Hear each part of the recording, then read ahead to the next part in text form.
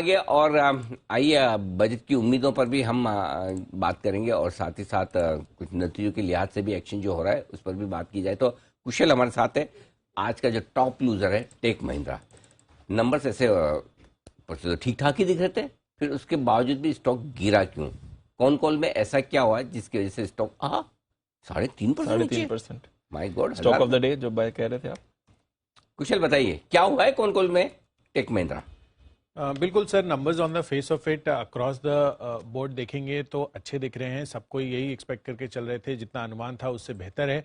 तो एक्सपेक्टेशंस यही थी कि आज अच्छा परफॉर्म करेगा, पर कहीं ना कहीं जो कॉन कॉल रही थी वहां पर आपको क्लियर कट दबाव देखने को मिल रहा था, क्योंकि यहाँ पर माफ कीजिए, मैनेजमेंट ने ये हाईलाइट किया है कि आगे चलकर जो मैक्रो इकोनॉमिक स्थिति होने वाली है उससे थोड़े समय के लिए चिंता बनी रह सकती है। तो एक बड़ा कंसर्न ये बताते हुए नजर आ रहे हैं, और ये कंसर्न ऐसे ही नहीं है, ये एविडेंट भी है, क्योंकि अगर आप हेडकाउंट देखेंगे तो वो 4.2% तक गिरता हुआ दिखा है क्वार्टर ऑन क्वार्टर बेसिस पर। वो भी इंपॉर्टेंट नहीं है, इंपॉर्टेंट ये है कि कितने हेडकाउंट कम हुए हैं।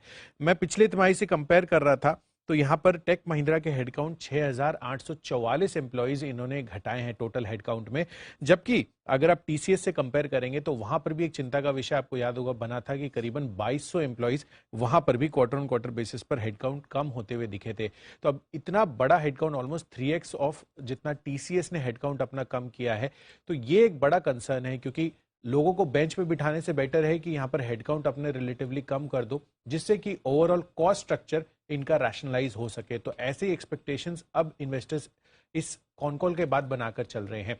इनफैक्ट आपको ये चीज भी ध्यान में रखनी है कि यहां पर जो कांस्टेंट करेंसी रेवेन्यू ग्रोथ है वो 0.2% की आती हुई दिखी थी, जबकि स्ट्रीट का अनुमान तो 0.4% का था। एंड उसके साथ साथ पीयर ग्रुप कंपैरिजन करेंगे तो टीसीएस और इन्फोसिस जैसी कंपनियों ने लगभग 2.4% और साथ ही 2.2% के कांस्टेंट करेंसी रेवेन्यू ग्रोथ दी है। तो इतने बड़े बेस पर, जबकि अगर आप टेक महिंद्रा को कंपैरिजन करेंगे तो 5th या 6th लार्जेस्ट आईटी कंपनी आती है, तो रेवेन्यू मार्केट कैप के लिहाज से इतने बड़े बेस पर अगर बड़ी कंपनियां 2.4% की कांस्टेंट करेंसी रेवेन्यू ग्रोथ दे रही हैं, उसके मुकाबले केवल 0.2% की ग्रोथ दे रही है, तो ये एक ऑब्वियसली चिंता का विषय ये भी बनता है।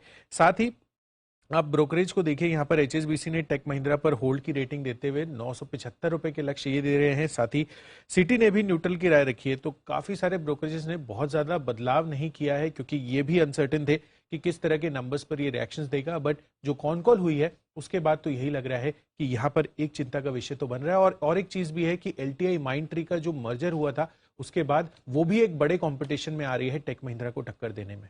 ओके, तो ये है आपके लिए टेक महिंद्रा में कौन कॉल के बाद लोग थोड़े निराश होते हुए दिख रहे हैं। एक गाइडेंस में कोई खास मजबूती वाला माहौल दिख नहीं रहा। दूसरा, जितने लोग कम किए उनकी वजह से मार्जिन थोड़े से बढ़कर आए, तो लोग कम करके मार्जिन बढ़ाने में ज्यादा किसी को मजा दिख नहीं पसंद आ रहा। एग्जैक्टली। तो ये है नतीजों में विस्तार से घुसने का फायदा। लेकिन जो आप सुबह बात कर ही रहे थे कि गिरना चाहिए। एग्जैक्टली, नहीं तो सब जगह अनुमान से बेहतर दिख रहे थे रिजल्ट। दिख रहे थे। यही है कि अंदर घुसना पड़ता है, घुसो तो पता चलता है।